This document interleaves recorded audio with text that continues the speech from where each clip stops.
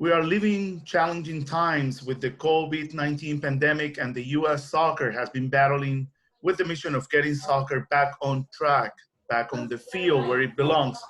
For that, they have implemented guidelines that will hopefully allow the sport that we all love to take off and finally smell the grass. With us today is the Chief Medical Officer, Mr. George Chiampas, who will talk to us a bit about the second phase of the guidelines. For those of you who want to know more about Mr. Chiampas, he has been the Chief Medical Officer of the U.S. men's national team since 2015 and also worked with the Chicago Blackhawks of the NHL and at the Chicago Marathon. Welcome, Mr. Chiampas. Pleasure to have you with us today. Chad, good to be with you, and look forward to the conversation. Mr. Chiampas, we have recently entered the phase 2 of the Play On initiative that U.S. Soccer launched a few weeks ago. But before we get into that, can you remind us briefly of what phase 1 was and how did it eventually evolve into phase 2? Absolutely, Chad. And I think, U.S. Soccer's Play On initiative, first and foremost, our intent is to create a guideline and a pathway that allows different parts of the country going through different phases with COVID to in a safe way, try to get kids back on the field and playing soccer. So phase 1 was post phase 0. Phase 0 was a stay in shelter phase. Phase 1 was small group trainings. Those small group trainings consisted of 9 players and 1 coach, and that same group. And the duration of time of phase 1 is very important, Jad. And that was that it's a 4 to 6 week period of time in phase 1 so that young kids can acclimate to the heat and humidity of the summer, can start building strength and endurance so that they don't develop an injury, because we know that kids have been at home during this period of time. But also we want to make sure that there's enough of a time period that if someone were to get sick, that we can isolate and track so it doesn't overwhelm the entire club or the community. And then the most important thing is that kids develop good habits, and because those habits are going to be important for phase 2, phase 3, when they go to school. And those habits are washing your hands, making sure that you're sanitizing your equipment, that you're maintaining social distancing. And so really building good habits are going to allow us to keep moving forward in the phases. So now what can we expect for phase 2, and can you explain a little bit about those guidelines? So phase 2 is a full team training. So phase 1 was essentially half the team. Phase 2 is bringing the whole team together, but still having those basic principles of COVID, social distancing, hygiene. But in phase 2, we also recognize that we need to build up our game. They need to be able to do 5v5, 6v6, start developing the intensity of soccer so that when we do go into a competition phase, we've really had some live practices, building speed and accelerations, and mimicking what a game will look like. We're not changing the laws of the game. We're also implementing ways that you can stay hydrated, avoid heat. And then there are a couple elements in phase 2 that we could talk about a little bit later on. Now, and this is just a general information. For those of you who want to get more information about this, they can redirect themselves to the website ussoccer.com/playon, and we'll be able to find copies of both phases and also in Spanish. So now, what is the timeline that U.S. Soccer has in their mind for the completion of phase 2, or is this nothing that you guys stipulate? So phase 2 is complete. So as you said on our website, phase 2 is complete. There are toolkits for coaches. There are animation videos that can be utilized to really guide the players, the coaches, and the clubs. And then phase 3, which will be a competition phase, will be released hopefully in the next 2 to 3 weeks. But it's really important that clubs really progress based on the guidelines on what's going on in their local community, but making sure that the health and safety of the players is being done in a very, very methodical way so that we can assure their safety throughout all of this. Now, obviously, we are living under new rules, and the society in general may feel under constant pressure. Same goes to the kids, the players on the field. Soccer is a continuous contact sport, how can anyone assure the players that it'll be okay when they hear about coronavirus every single day? I mean, once they get on the field, that's always in your mind, you Yeah, know? very important, Jad, that when we put this in our return is that we do not want any child to feel pressured, that they should not feel pressured that they have to get back on the field, and that they should be comfortable to be able to go back on the field when they're ready to. We also know that the risk is never zero. The risk is not zero, but where we can decrease risk, that is really important and a responsibility of all of us to be diligent and do the things that we need to do. Lastly, on the game of soccer, what we also know is our game, while it's a contact sport, is also a game where the ball is always moving. And our goal is to move the ball in space. That's really the game of soccer. It's not a contact sport, meaning two players, if they collide, is essentially a foul.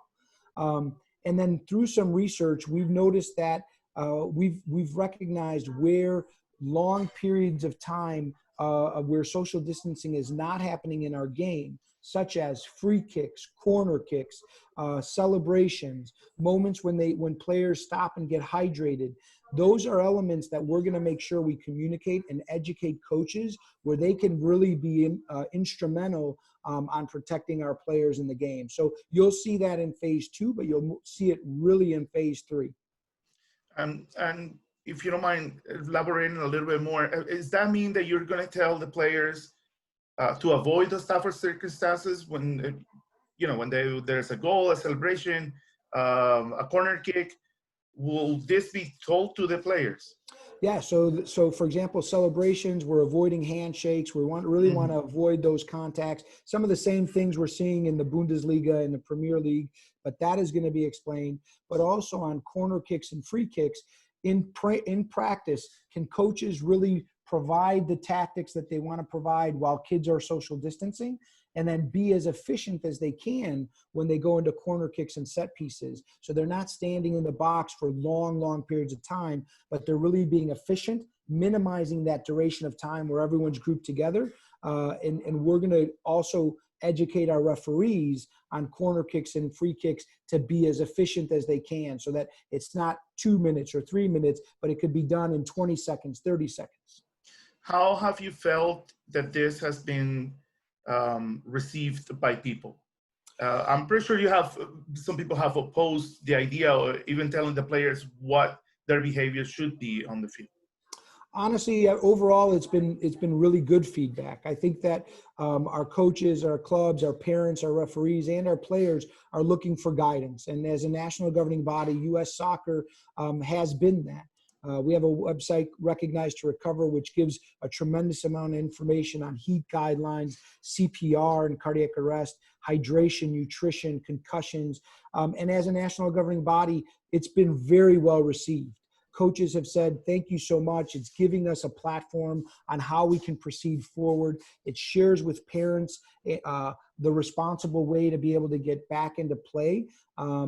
But the reality is, Jad, is we need everybody to be responsible. We need everybody to pledge to look out for themselves and for others. And if we do that, we think we can do this in a responsible way as a sport. What else can they do to keep active before the games and not risk themselves into being exposed to the virus? Like, what type of exercises do you recommend, or places to visit to get in shape? Well, I think the reality is that, and you bring up a great point, we can put all of these protective layers in the trainings, but young kids and coaches, when they're not at practice, it's very important that they maintain that same diligence and responsibility, because we're seeing it even in the professional game. When you violate that bubble, when you don't do what you should do, you really expose others. So for kids that are playing other sports, for example, if the other sport is not baseball or another sport, if they're not necessarily being diligent, and then they come to play soccer, they're really exposing their teammates in their club. So things that you can do, run on your own, build that fitness, find a field where you can do some sprints and some high intensity drills by yourself. Avoid large groups. If you want to go to a pool and things like that, do it with smaller groups and maintain social distancing. I think we're going to have to change how we go about this next year, but it's just the reality of life right now. The idea that because we are now in warmer temperatures, the risk, and this is, I will say, a general thought, that the risk has gone lower and people are exposing themselves by going to public areas like the beach and such. Would you explain to us the misconception behind that thought? Yeah, the misconception is that when warmer temps, that viruses decrease. It's not so much that the temperature; it's that when temperatures become nicer, people are not in a house all the time together, or they're not in a business together for long periods of time. But what you see when it's nice is you see parties, you see events where people get together, they interact. You probably see more of your friends, in warmer temperatures and those types of environments. So it's not really the temperature, it's really that people are going outside in open spaces, and that may decrease the virus. But at the same time, we're seeing in South America right now, and in warm temperatures, that the virus is still as active as it has been 3-4 months ago. So like I mentioned before, you also work for the Chicago Blackhawks in the NHL. And what do you expect for the league's return? I know there's a plan, everything's kind of going accordingly, but what do you expect of the return of the NHL? The NHL is looking at, potentially 2 cities. They're, rapidly working on a return to play. A lot of teams are already having small group trainings in their facilities. Expected an announcement hopefully in the near future. But the reality is, just like in all professional sports, and even in youth sports, and that's why I like U.S. Soccer's Play On. The vast majority of fundamentals and things that people can do are the most basic things. Wear a mask when you need to wear a mask. Wash your hands. Maintain social distancing. Be responsible for yourself and for others. And those same guidelines are going to apply to the NHL, the NBA, Major League Baseball, et cetera. So it sounds like, has there been a collaboration between soccer and hockey in some areas, in some teams maybe? There's definitely been collaborations across soccer, like MLS and NWSL.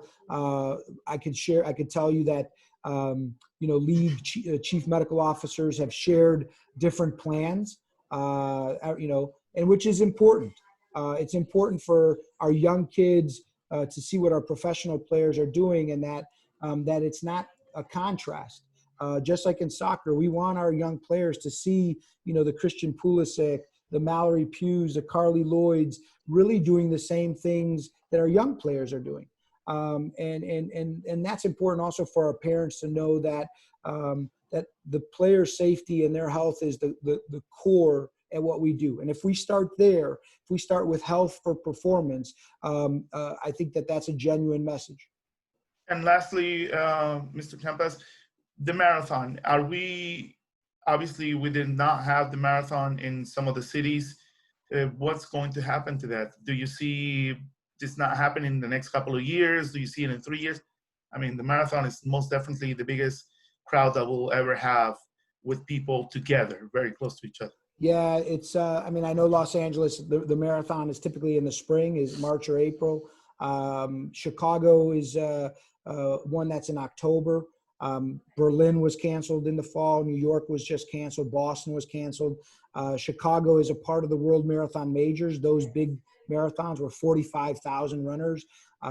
As you can imagine, it is extremely challenging right now with COVID, as well as the travel ban. We have a lot of international participants. So it is going to be a very daunting thing to try to do this year. But 2021, I think we're hopeful. And if we could potentially have measures in place, including maybe testing, we'll see what 2021 looks like. Would you like to add anything else before we let you go that we haven't discussed? Yeah, I think, for all of those that are out there, please go to ussoccer.com/playon. Take the pledge to be committed to protecting ourselves, our players, and also recognize that, you know, this is not a sprint. It's not about getting to phase 3 or, before anyone else. It's about doing things in a very responsible way, in line with what's going on in your community. And we appreciate all of our players and coaches out there. And thanks, Jad, for the time. Well, there you have it, folks. Thank you for tuning in today. And thank you, Dr. Chiampas, for your time. Please do not forget to follow us in all of our platforms. And you can also follow me at Jad Elreda. Take care and see you all next time. Hasta la próxima.